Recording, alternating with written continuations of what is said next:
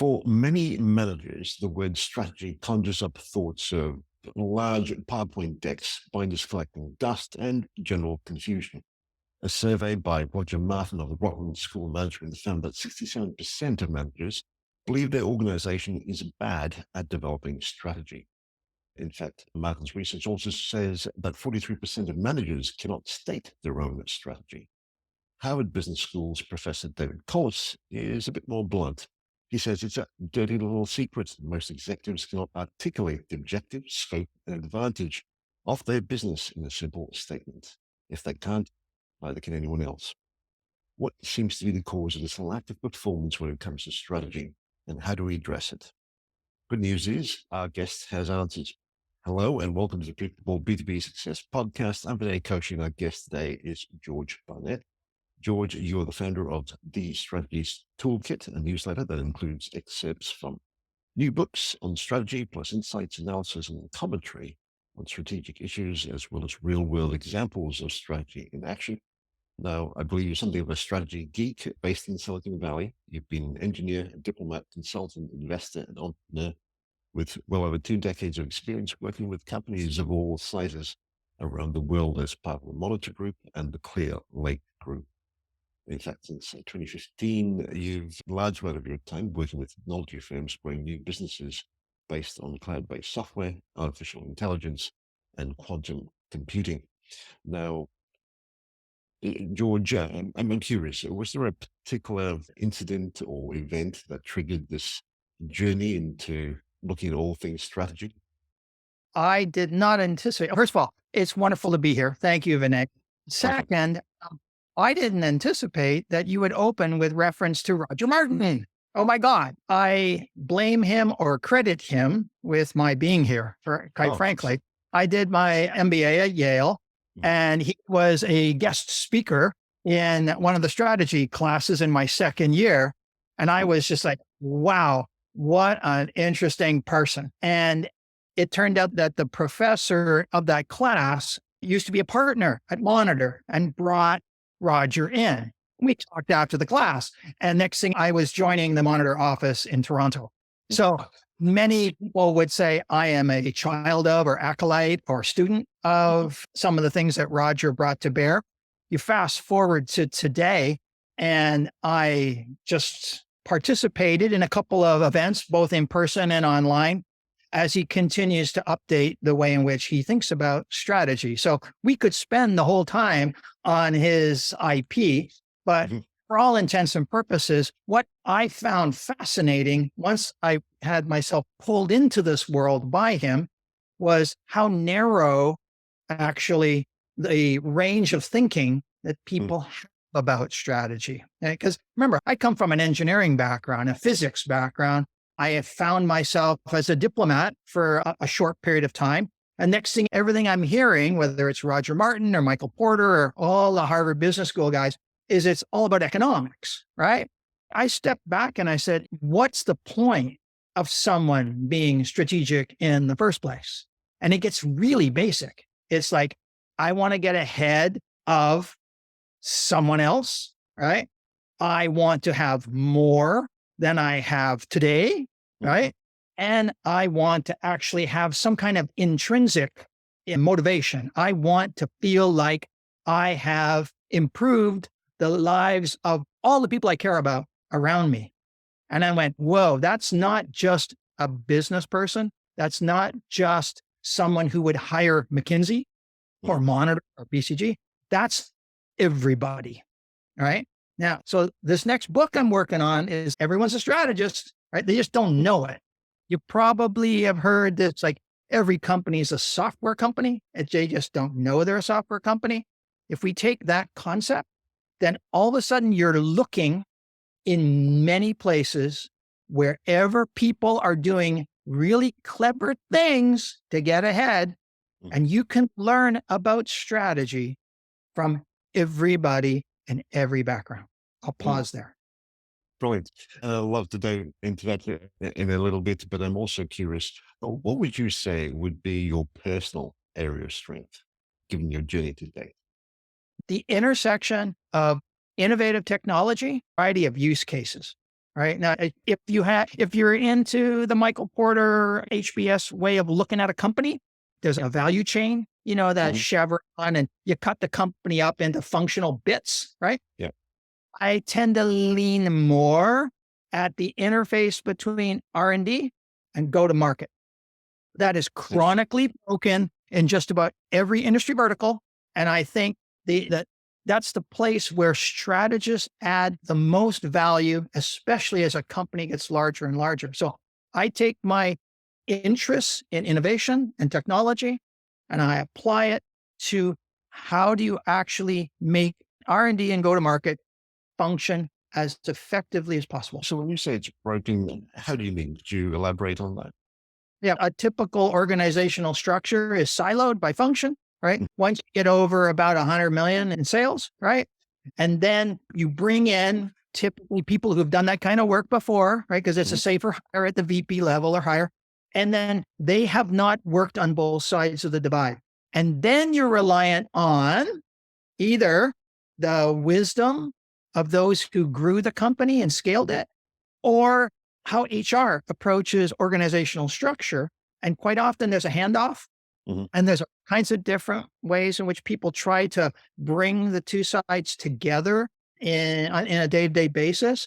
But for all intents and purposes, the specialized nature of R&D resources, people, and the specialized nature of achieving revenue and profitability goals on the go-to-market side means that they haven't spent enough time with their counterparts to actually put themselves in their shoes and see the world from their perspective. It's really hard.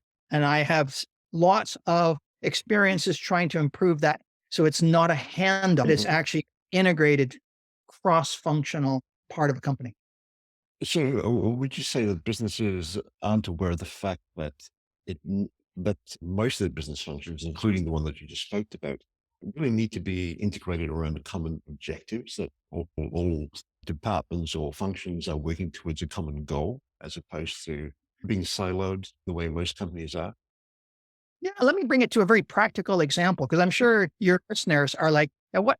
Bring it down a couple of notches, you two guys. You're not professors." Okay, Mhm. so I worked for 2 years at New Relic, right? New Relic, application performance management or observability SaaS software platform. Okay, let's start physically. Where is R&D?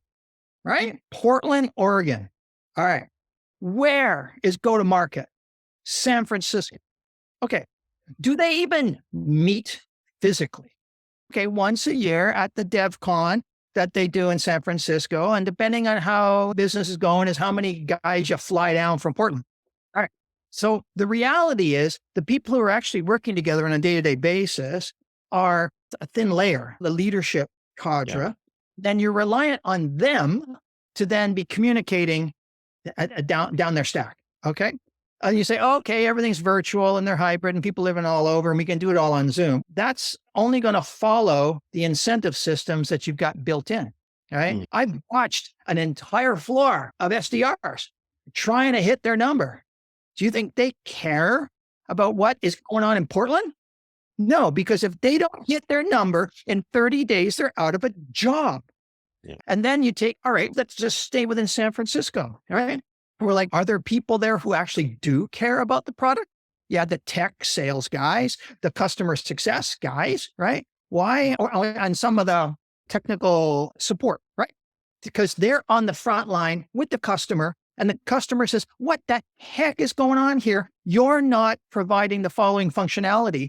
And I'm going to churn out next month, like not tomorrow, like next week, next time the bill comes up, I'm going to remove my credit card out of your system and you're not going to get any more money. And all of a sudden, red flag into the software, whether it's Zendesk or whatever. And you try to then get that communication back to R&D. And R&Ds, I don't want to deal with 1,000 points of communication about product functionality. I've got a roadmap and I've got things I've got to do, and you've got to send it through a system.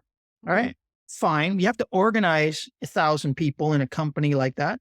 But for all intents and purposes, if your R&D people actually understand better what it's like to be an SDR, if an SDR spends time actually saying how hard it is to meet the interim or incremental goals, milestones in a tech roadmap, then when whoever it is who's trying to have a communication internally, they're able to be more effective. Plus, when you're facing the market or the customers outside, you can have a better conversation. How do I do this? There was a particular mobility gaming platform that was becoming really popular. We didn't have that built in fast enough into the product roadmap. The decision that had to be influenced was, do you change 18 months out to 6 months out? Mm. Practical thing. And it's a lot of money when you're going to, because something doesn't get done when you decide to do that thing, right? It turned out by not doing it, you lost customers, let alone not bring in the TAM or the potential additional customers. Because I understand this is about predictable revenue growth, right? Information coming in live from the market. You need to actually have that flowing through the right people as quickly as possible on the R&D side. The strategy is certainly interwoven through what you just said. Would you say it also speaks to having the right culture within the organization? So this is where I'm a real geek on this stuff, right? Mhm. Strategy, I guess as a concept, is just like getting ahead or having an advantage and making sure that things are better tomorrow than today. Okay. Then if you apply it to the entire company, Mhm. that's when we say corporate strategy. And then within that, there are certain things that the board and the CEO and a few other C-level executives own collectively. And yes, culture would be part of that. Okay. What we were just speaking about is more functional Mhm. strategy, right? Which is, how exactly do we want to be making our different functions work together? Right. There are some people who say, oh, that's org strategy. But Mhm. for all intents and purposes, it's, how do I organize my company now that I've got my corporate strategy goals of, I'm gonna grow 50% year on year. I'm going to be focused on the United States and Asia, and I'm going to be only spending disproportionate capital investment on, let's say, telecoms, aviation, and mining, or whatever it is. Mhm. These big decisions, the choices that Roger Martin refers to, that's the corporate strategy. And then pulling it through into how exactly you organize your resources, that becomes more the next level down. Right? And culture has to be part of that. And culture as a area of strategy is very subjective. There is not an agreed upon or standardized way to measure it, to hold yourself accountable, to even express metrics or KPIs or things which you then tie to the incentive systems, et cetera. Quite often it's a descriptive thing, and it is prone to all the biases that come in any type of subjective part. I'm speaking as an engineer. When things work out really well and we're not able to measure them effectively, it's quite easy to attribute it to some type of culture. But I had as one of my co-founders at Clear Lake, an expert in culture, and she would often explain to me that it's the people in the company today.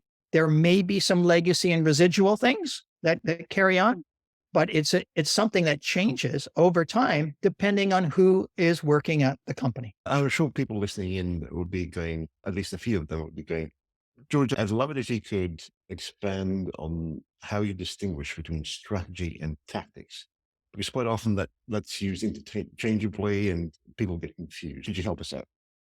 Yeah. And that's one of the classic questions for most folks. I like to say it's the difference of scale, right? And this is in a B2B context, of course, right?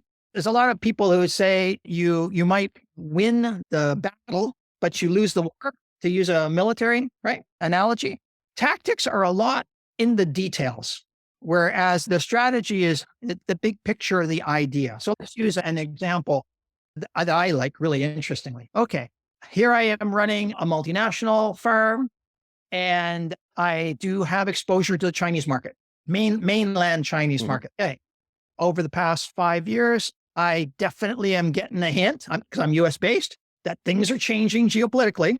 So I get McKinsey and the board and everybody else. We sit down and we say, okay, what's our new strategy? It's okay. We're going to shift our supply chain, right? And make it more, what's the word that they used? More Southeast Asian, a little less Chinese. We might even include, let's bring Narendra Modi in and we want some in India too. Okay, so we're going to shift it away. So that's the strategy. It's like, I need to have a more diversified supply chain management system because I'm heavily dependent on China. The tactics are, what do you do? You watch how Tim Cook, who's like as good as it gets on supply chain out there, right?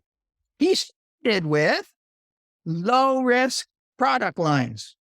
And even within the product line, I think it was one of the MacBooks or something, right? I'm going to do the one where I have like redundancy or double redundancy so that if anything gets messed up, when I move it to Vietnam or I move it to India, that I've got something that I can turn on immediately to back it up so I don't lose money, right, in this quarter, right?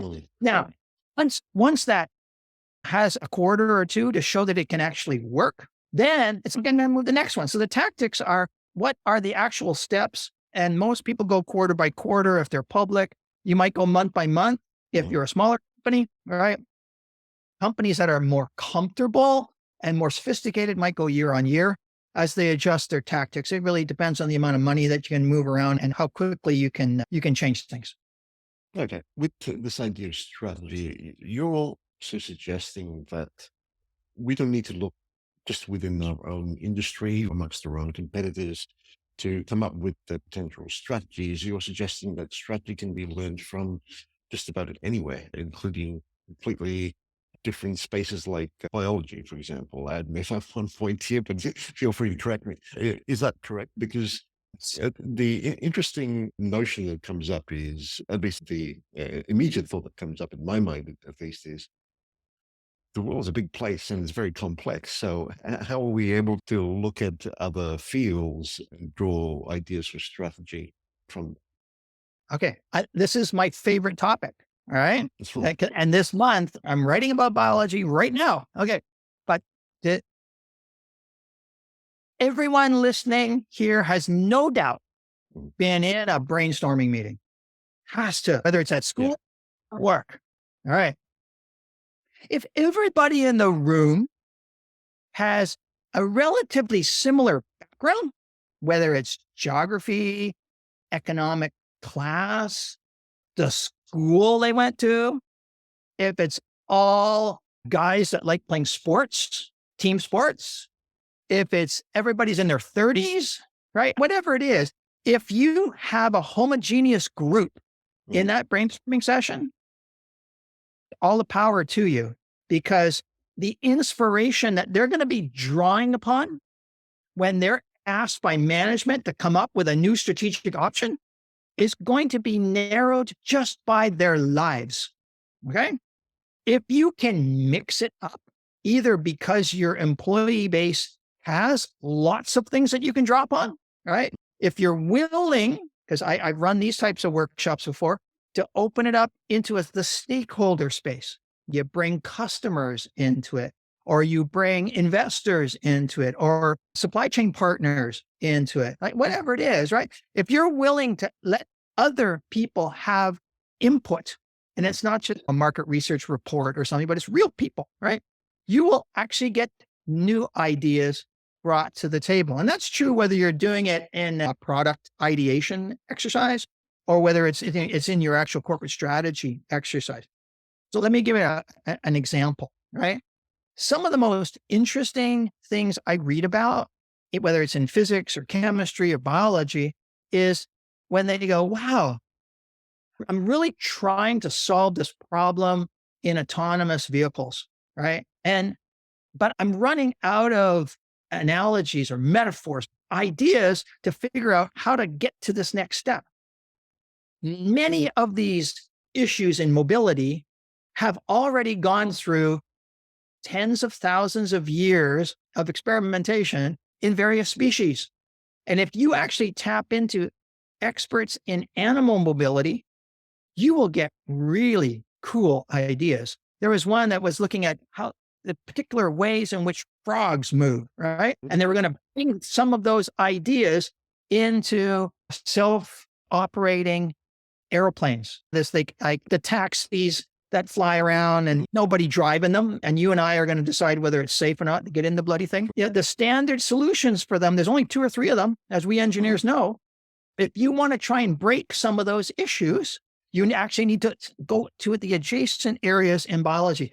Another one that I really love is, you remember when a couple of people in the Olympics started swimming 10 times faster than everybody else? And it's because they were wearing that shark skin material. Yep. And nobody realized that they had decided that if they became like sharks, they would win. And then all of a sudden, you can't wear that anymore, right?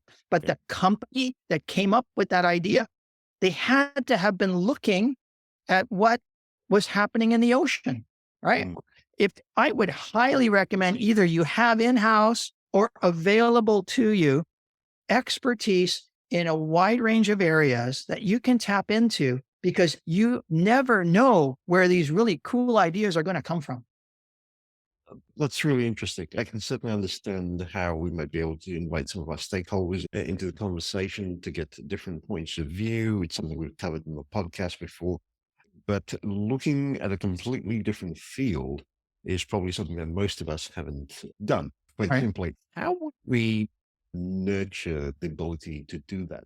Do we need to broaden the scope of our reading material? How would you suggest we do this? Because it's not something that's part of our ordinary repertoire, so to speak. Right now, and I'm working on a new piece just on this topic. Like, how do you make your company more strategic? And just in general, and like you said, it becomes a cultural thing, right?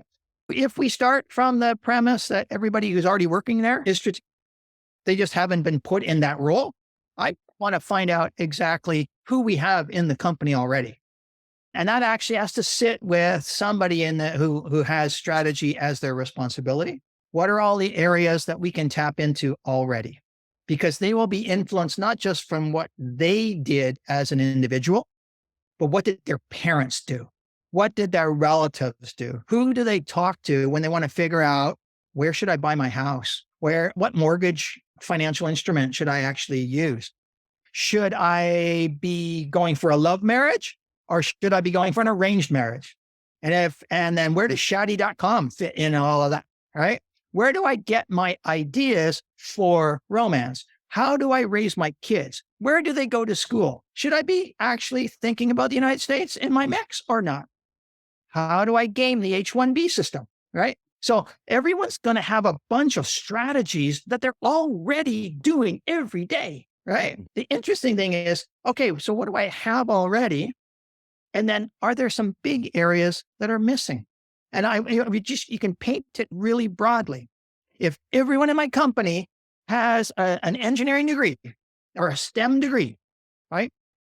Then that means I don't have anybody who went to a liberal arts school or has a humanities background. Like, it's a big glaring hole. Maybe I should figure out, how do I get some of those people as employees, or I should tap into them. Okay. Maybe if I'm only looking at STEM, I've got all EE, electrical engineering, right? Yep. I don't have enough people who are pure physics or pure chemistry. That's weird if I need to be tapping into material science, right? So it's along those kinds of areas that I would start first, like a big, and then over time think, oh, okay, if I want to be expanding into a particular adjacent market, does some set of educational or experience background make sense? And again, if I'm doing it geographically, then you can do it in one way. If I'm doing it based on the technology of the industry vertical, I might need some of that. Let me give you another example. One of my clients, when I was at Monitor, even though ostensibly they were operating in life sciences, right? Where the dimensions of competition really lay was in intellectual property, which meant that they had to make sure that they had enough people who understood the legal strategies and the regulatory strategies, as well as government affairs. That was as important, if not more, than They're cutting edge biology, molecular biology, and clinical science. And a priori, you may not be having that, but if you're going to go in that direction, you should be thinking about that. And it makes a lot of sense. I think at one point there was a lot of interest in developing an internal knowledge management base where you could almost record people's experiences and their interests and intelligence, etc., in order to help with this kind of thinking that you're talking about. Is that something worth revisiting and re-looking at in most organizations? Because it seems to me that there isn't necessarily the recognition or the reward for having new ideas or thinking differently, especially when you're running up against internal structures like your boss who may have a certain viewpoint and cannot see beyond that. And so then this steps into how you think about strategy, right? And there's a lot of argument in Silicon Valley about when it comes to innovation, is there really value in being first? And then we argue about second, third, fast follower. Every day, everybody's talking about Chat GPT, right? Blah, blah, blah. Okay. Was it Bengio I was reading earlier this week? He's one of my chopped liver. I've been talking about this crap for 10 years, right? People have been creating LLMs for 10 years. They've been around. Okay. There was something about GPT 3.5 and Altman's decision to let it out into the wild, even though it's a train wreck, but decision to go for it, right, makes it seem like it's the first, but it's probably the 10th or the 12th, right? Yeah. Now, some of us who are watching it are going, yeah, but it was pretty clever because it rode on the tail of DALL-E and Stable Diffusion and Midjourney. And so people were getting excited around Christmas time because you could make weird pictures. Okay, great. And that meant that the attention of those that you want to get the attention of were like, oh, software will obey me.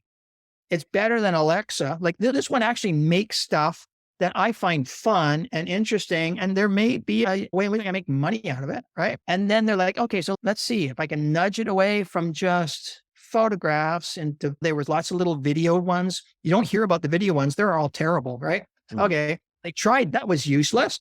Then they went to text. And usually it's in a chat bot modality. Something, it says something back, you say something. Right on the heel of that, they were already working on 4. So they're like, I'm going to push 4 out right away because I have the ability to say it does better on the LSAT or the GRE or whatever it is. And then next thing you know, you've got something. You don't even know what you have. The interesting part is, back to your question, 10 years ago, anticipating in some way, predicting in some way, right, that generative AI is going to make me money, right, or increase my valuation. What investments, what do I do? Where do I play? And there's fights going on right now about whether or not you're only going to make money if you're one of the big guys or if you're one of the little guys, right? Because this is a very difficult, complex, and expensive product space to be in.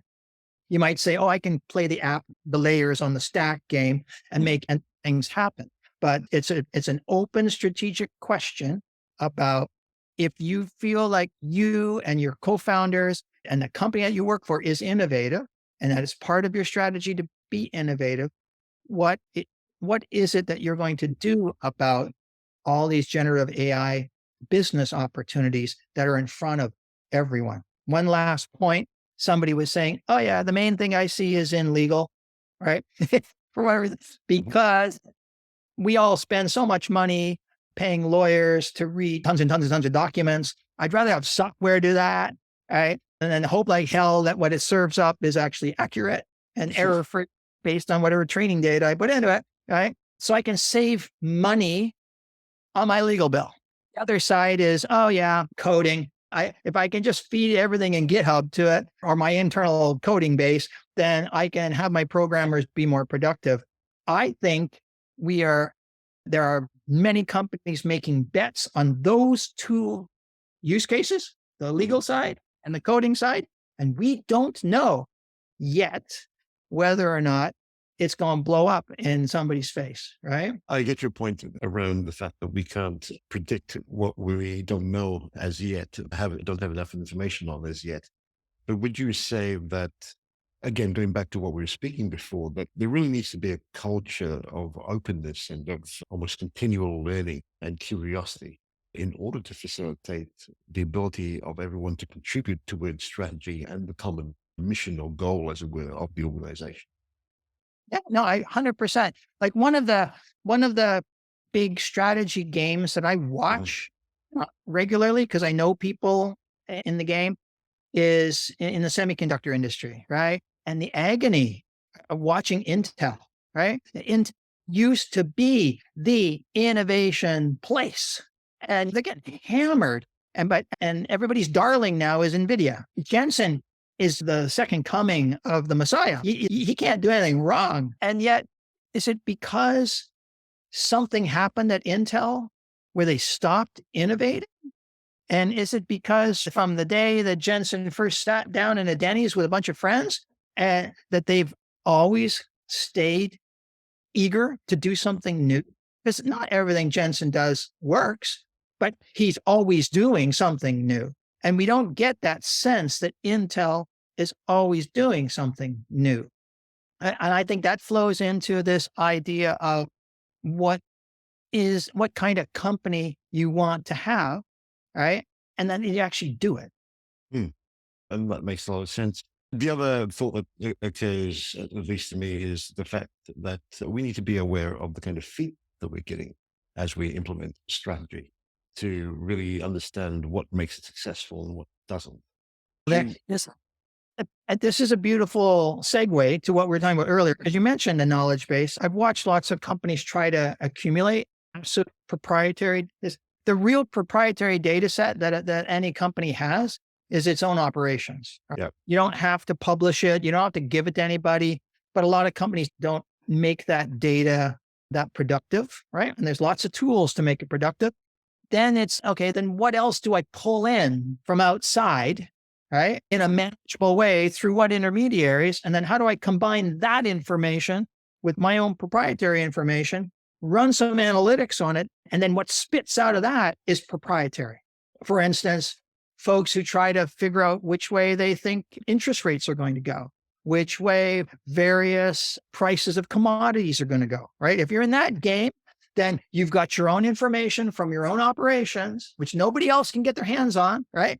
And then you're buying feeds of information at whatever sources that you've got. You do stuff to it in combination with your data. And then you're trying to pull some insights from it, which your models have told you can rely on to some degree as being predictive, right? This is where AI is super valuable, right? Because that's what they do, right? They just run and then they keep trying to find a way with these feedback loops to tell you that they're getting better, they're getting better, they're getting better, right? yeah. And I think if you want to have some degree of predictability in what you're doing, you have to have a serious investment in data science and the software that comes with it. You have to be paying attention to your own information, which has its own unique value, and then being really thoughtful because there's too much out there, what you pull in from outside, and then how you combine it to make it very useful for you. That's interesting. And my only, I guess, point of concern would be that in looking at data science, and I'm sure there's a lot of analytics and valuable insights that could be drawn from it, it tends to be a lagging indicator of what has happened, as opposed to providing more real time feedback on things that we could action and act upon now. Would that be a fair comment, or do you have a different perspective? We There are lots of examples of people being super clever on this. Mhm. And this is where I think it's valuable that when you choose who to hire and retain at your company, you do want people who are always trying to think differently than everybody else that you're competing against. Let's use an example. Does it matter to keep an eye on the parking lot of your customers?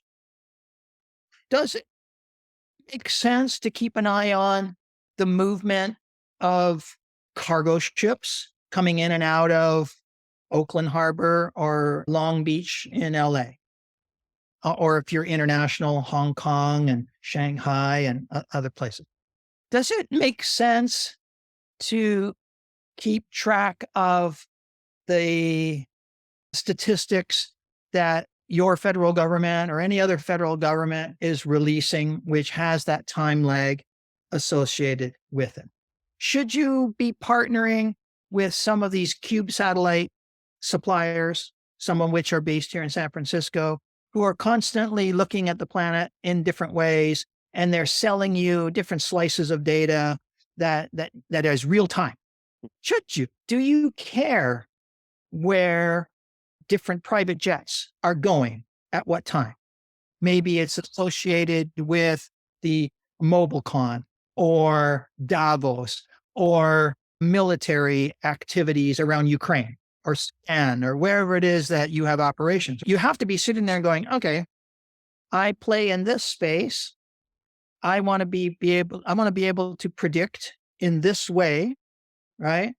What is the information that's raw that actually would inform me?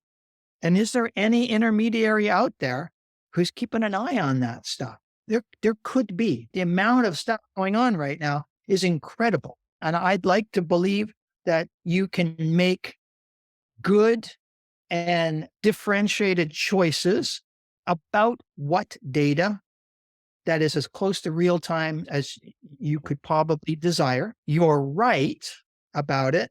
Likely will be reflected in the pricing of the data because these markets are pretty efficient. So you have to be thoughtful exactly what it is that you're buying and why. So I'll give another example. Like I have no doubt Uber has a side business just selling their data by zip code or postal code and hour and date and slice it. Okay. But some of that data is like useless. Some of that data is really valuable, right?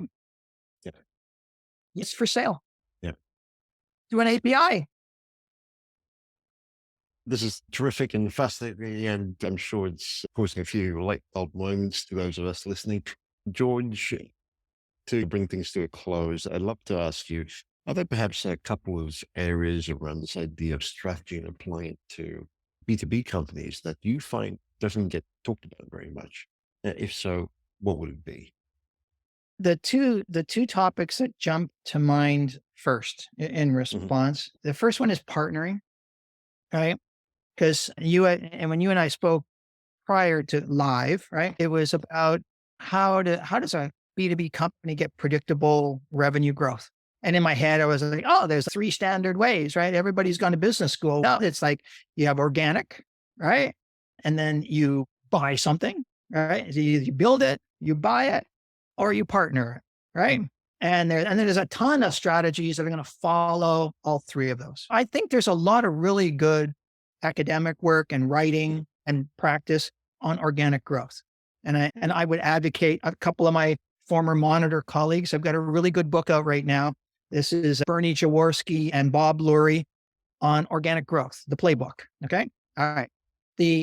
When it comes to buying, you get all of Wall Street, every investment bank out there will drag you into an alley and convince you over a scotch that you should buy the thing that they're going to make money off of by getting you to buy it. Okay. You won't make money having bought it. Yeah. They're going to make money as the banker, right? Yeah. Okay. Let me not be so facetious. 4 out of 5 or 80% of M&A doesn't hit its goals, right? So some people are good at it. Most people are not. Okay. That's a different story, right? So then the third one, partner, right? Buy, build, partner. I don't think partner is an area that people spend enough time on trying to understand how to do it well, right? And I think there's a lot of money on the table there for if folks want to be really thoughtful about predictable right? Revenue grow. You had mentioned a company called Cloudways in the last time we interacted, and I took a look at who they are and what they're doing. And I'm like, this is classic. The bulk, I bet you, of the revenue that the CFO has to look through in their spreadsheets is because of their ecosystem of partners, right? And the choice of what's in the rows, right? And what's in the columns is strategy. Or you can say it's tact. No, it's like you've made some decisions. You're going to go. I think they were going with GCP, right? Google Cloud, right? As opposed to AWS or Azure or whatever. These are big strategic decisions, and they can help you figure out whether or not you can grow things. So I think partnering, number one. Second one is, to bring it back to the Apple example, supply chain, right? So we are in a once in a lifetime shift away from the globalization that I learned when I was a kid was the answer to all problems, right? Yep. To you're either with the Americans or you're with the Chinese, and we're siloed, baby, right? And oh my God.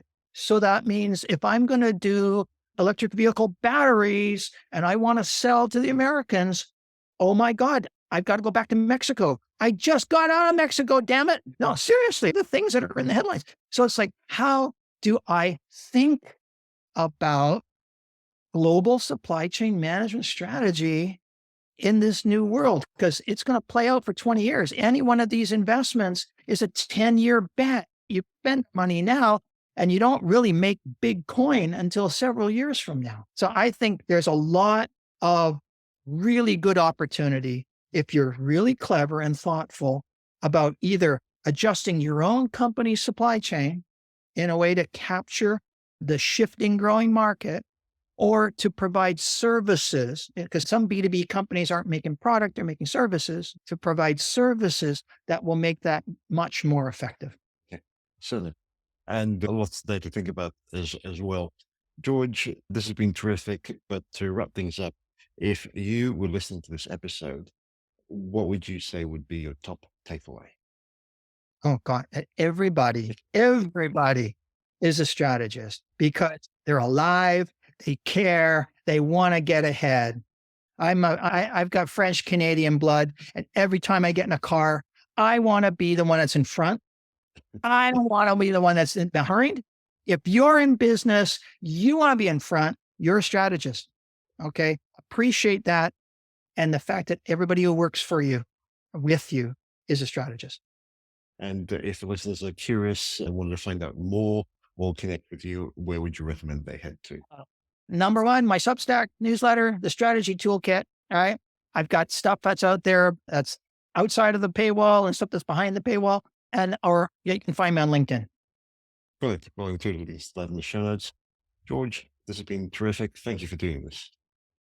All right. Thank you. And you have a great rest of the day, Vinay. Take care.